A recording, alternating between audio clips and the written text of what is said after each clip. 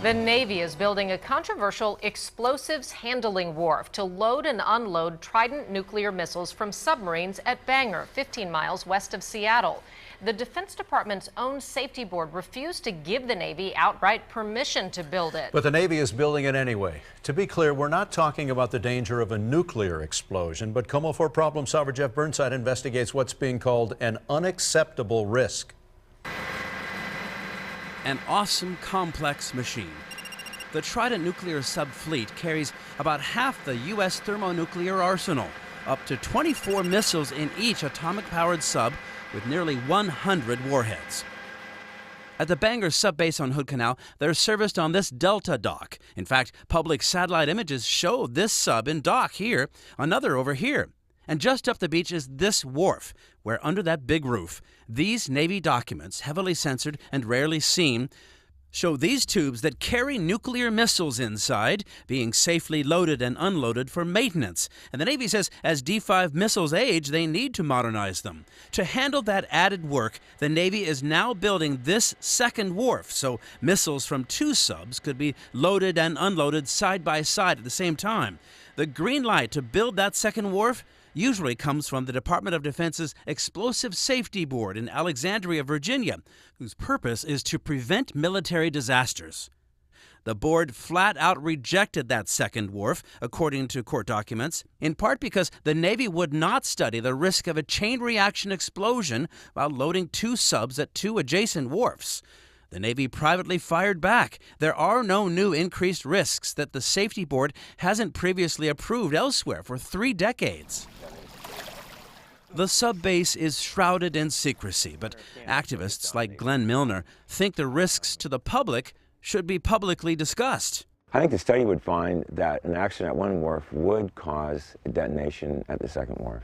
Milner's anti-nuclear group Ground Zero filed a lawsuit hoping to stop construction. As part of the lawsuit, the Navy released these documents obtained by the KOMO4 Problem Solvers, revealing what Milner calls a raging debate between the Navy and the Explosive Safety Board. This heavily redacted memo from the Assistant Secretary gives itself permission, called secretarial certification, accepting the risk, permitting construction of the wharf. In other words, if there's a calamity, the Navy takes the blame. I would say the greater the danger to the public, the less likely the Navy is going to inform the public of that danger.